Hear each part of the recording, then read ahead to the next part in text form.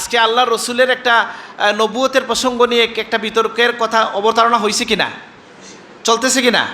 এখন দেখেন, আমি ভাবছি যে আগামী সপ্তাহে আমি এটা নিয়ে একটু যেহেতু আমার ফেসবুক নাই, তা আমি এটা অনেক পড়ে জানি এবং সব সমন্বয় করে আমার দেখার সময় হয়ে ওঠে না, এই সময়টা অনলাইনে দিতে পারি না অনেক সময়। এই জন্য আমি হয়তো সব জনের বক্তব্য শুনলে আমি বুঝতে পারবো যে কি বলা হচ্ছে, কিন্তু আমি মোটা দাগে যেটা বুঝেছি, মৌলানা সাহেবের সাথে কথা বলে ব্রিটেন থেকে আমাকে মৌলানা মাহমুদ একটু পাঠাইছেন, দু একটা তথ্য আমি দেখলাম যে এখানে আসলে কি কাজ করছে আমাদের মধ্যে। যে একটু আগে মারজানকে আমি বলছি, বলে যেহেতু একজন অন্য ধর্মের মানুষ বলছে 2 + 2 = 4, সুতরাং তার ধর্ম যেহেতু ঠিক নাই, তাহলে এটা আমি বলবো 5। ইসলাম কি এটা শেখায় আপনাকে? আমার কথাটা কি বোঝা গেছে কিনা? এই যে এবার রমজান ঢুকলো, দ্বিতীয় রমজানে আমি দেখলাম যে কিছু অসুবিধা হচ্ছে, আমি আমার ইউটিউবটাকে ডিসেবল করছি, বুঝেন কথাটা।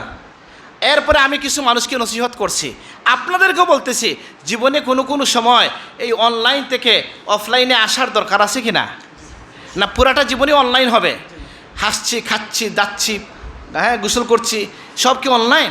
তা আল্লাহর জন্য কোনটা? যে একজন লোক যার সাথে আমার মিলে না, সে বলছে একটা কথা যে কিনা হয়তো একটু বিভ্রান্ত, হয়তো তার অনেক ভুল আছে, সে একটা শুদ্ধ কথা বলছে, আর আমরা সবাই মিলেও তার বিরোধিতায় যেতে হবে। এটা কি ইসলামের শিক্ষা? না। এটা অনলাইনের ক্ষেত্রে এটা সমানভাবে আমরা দেখছি যে আমরা হিংসুক হব না, হিংসাকে লালন করব না, আমরা অন্তরাত্মাকে পবিত্র রাখবো। আল্লাহ আমাদেরকে তৌফিক দান করুন, আমিন। দেখেন, ওয়ালা ইয়াজরিমান্নাকুম শানাআনু কওমিন আলা আল্লাহ তা'দিলু ইদিলু হুয়া আকরাবু লিত্তাকওয়া। কোনো কওমের সাথে শত্রুতা যেন তোমাদেরকে কোথায় নিয়ে না যায় যে তোমরা তোমাদের ন্যায়পরায়ণতা থেকে তোমরা দূরে সরে যাবা না। তো যারা ইসলাম বিরোধী তৎপরতা যারা করতে চান, তারা নিজেদেরকে সমৃদ্ধ করবেন জ্ঞানে, আখলাকে, যোগ্যতায়, সেইভাবে তিনি তৈরি হবেন। এবং এটা মনে করা উচিত না যে আমি যেটা আছে, যে আমার একটা ভিডিও আছে, একটা মোবাইল আছে, আমি একজন বক্তা হয়ে যাব। এই সিদ্ধান্তে আসার আগে আপনার নিজস্ব কিছু যোগ্যতা অর্জনের প্রয়োজন আছে, আপনি কিছু মানুষ থেকে গাইড নেবেন। এটা হচ্ছে সাধারণের জন্য, সবার জন্য একটা নসিহত, আর বা আমি আমাকেও নসিহত করছি। আর একটা হচ্ছে যে আমরা নসিহতের উদ্দেশ্যটা ঠিক করা, যে আমরা কাদেরকে দাওয়াত দেব। আমাদের দাওয়াতের একটা অঙ্গন হচ্ছেন যারা ইসলাম এর ছায়াতলে আসতে পারে নাই, তাদেরকে দাওয়াত দেওয়ার দরকার আছে কিনা আমাদের, সেটা একটা।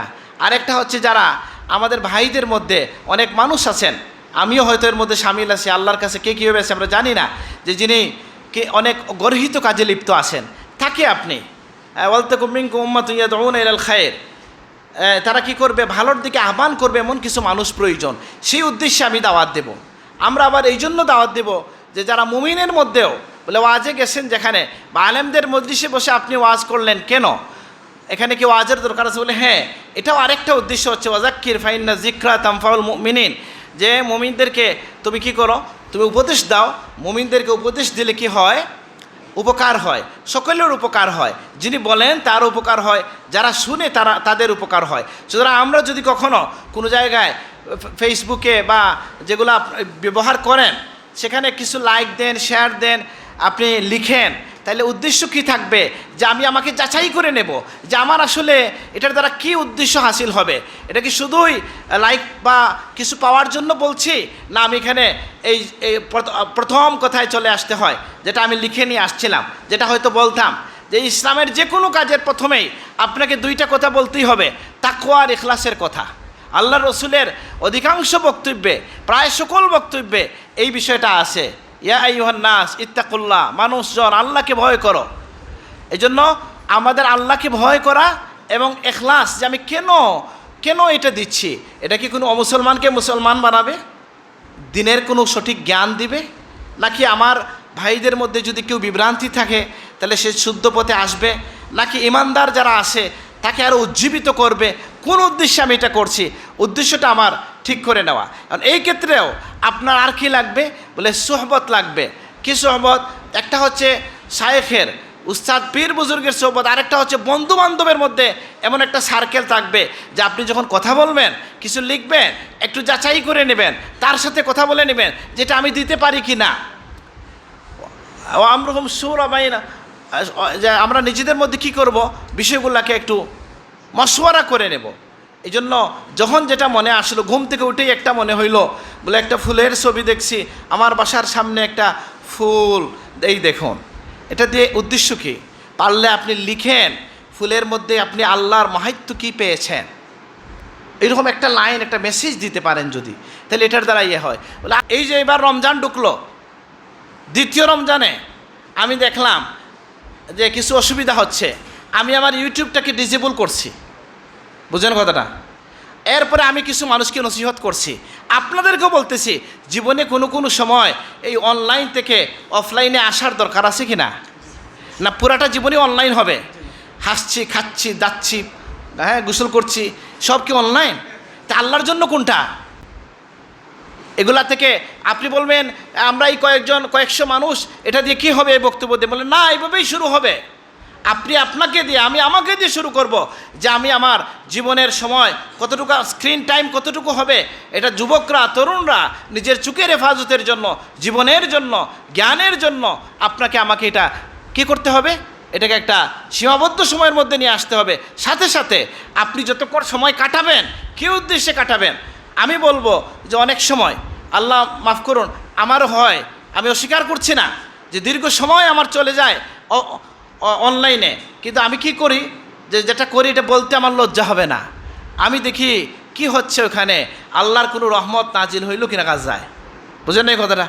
কীভাবে বোঝা যায়, বলে তাদের যুদ্ধের এগুলো আছে কিনা, অনেক কিছু বিস্তারিত বলতে চাই না, আপনারা বুঝতেছেন যে আমি যতক্ষণ সময় কাটাবো সেটা যেন ইবাদত হয়ে যায়, সেটা যেন আল্লাহর পক্ষে হয়, সেটা রাসূলুল্লাহর পক্ষে হয়, সেটা উম্মার পক্ষে হয়। আল্লাহ আমাদেরকে তৌফিক দান করুন, আমিন। আর দায়ী হতে চাই, তাহলে এর আগে নিজেকে প্রস্তুত করে নেওয়া, মানুষ বন্ধু হিসাবে এমন মানুষকে বাছাই করে নেন যে বন্ধু আপনাকে সুবুদ্ধি দিবে। আপনার এমন কোনো মানুষ নাই যে আপনি বড় সাহেবকেও কি করেন না, বলেন যে কথা বলতে পারি না, যাইতে পারি না, তো মুফতি সাহেব তো খুব ইজি, ওনার কাছেও যান না, বলে তাইলে মানে মারজান সাহেব আছেন, ওনার সাথেও কথা বলেন না, তাহলে আপনার পরামর্শক কে? আপনার গাইড লাগবে কি না? লাগবে। আপনার নিজেদের মধ্যে, নিজের বন্ধুদের মধ্যে কথা বলবেন যে আমি এই বিষয়ে লিখতে চাই, বলতে চাই, তখন আপনি এটা ক্ষেত্রে ইয়ে করবেন। বন্ধুত্ব নির্বাচনের ক্ষেত্রেও নবীজি সতর্ক করেছেন যে আন্নাসু আলা দীন খালিলিহিম ফালিয়ানজুর আম্মা ইউখালিল, মানুষ তার বন্ধুর ধর্মের উপর হয়, কার সাথে বন্ধুত্ব করছো, কাকে ফ্রেন্ড বানাচ্ছ, খেয়াল করবা, ঠিক আছে না? এটা খুব খেয়াল রাখতে হবে। বন্ধুত্বের একটা সার্কেল হবে, যারা আল্লাহওয়ালা হবে, আমাদের কিছু সময় আল্লাহর জন্য আমরা কাটাবো।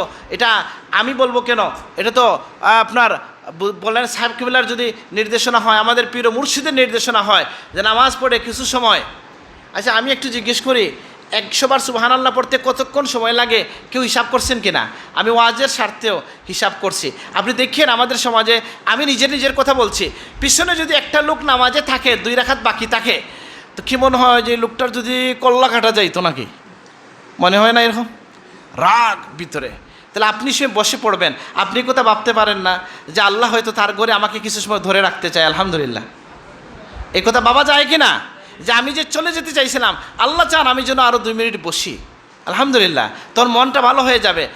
পশ্চিম দিকে বসেন আর দেখেন তো সুবহানাল্লাহ পড়ে 100 বার সুবহানাল্লাহ পড়তে 1 মিনিট সময় লাগে সর্বোচ্চ, নাকি?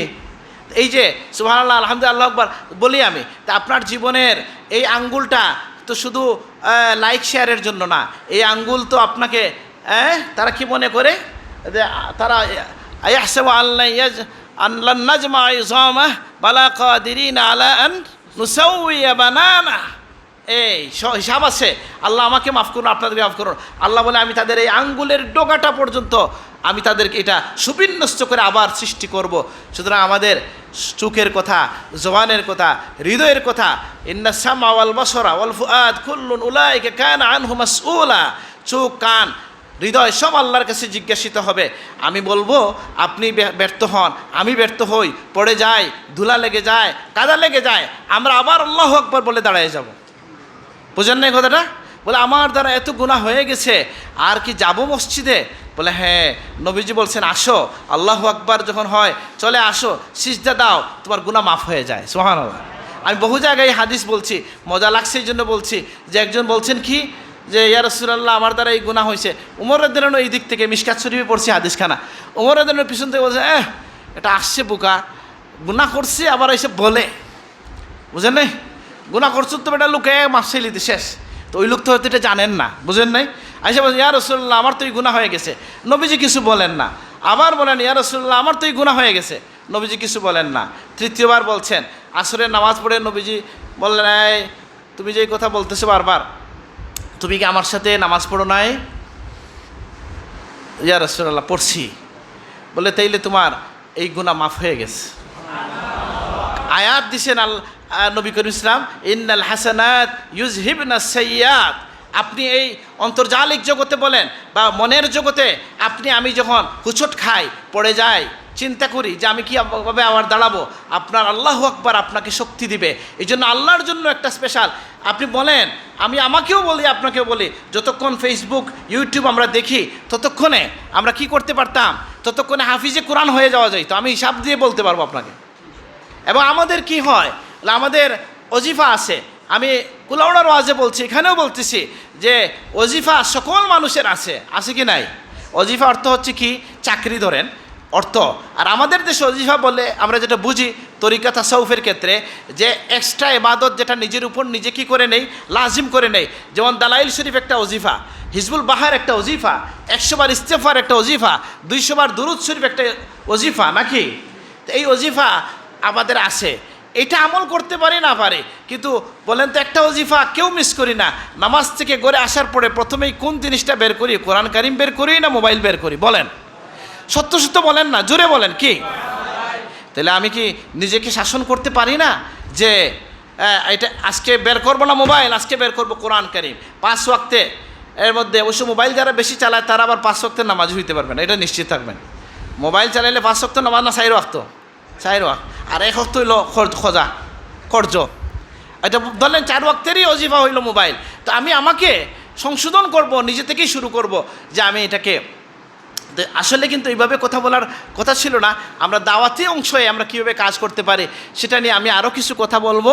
আমি বরং বিশিষ্ট বক্তা যারা, আমার ভাইকে খবর দিছি যে তাকে বলো থাকতে, মৌলানা সাহেবকে বলছি, মুফতি সালেহ সাহেবকে বলছি যে উনি যেন থাকে, আমরা সবাই বসে একটু কথা বলতে চাই, এটা আন্তরিকভাবে। আপনারা কি আরও কিছু সময় বসবেন?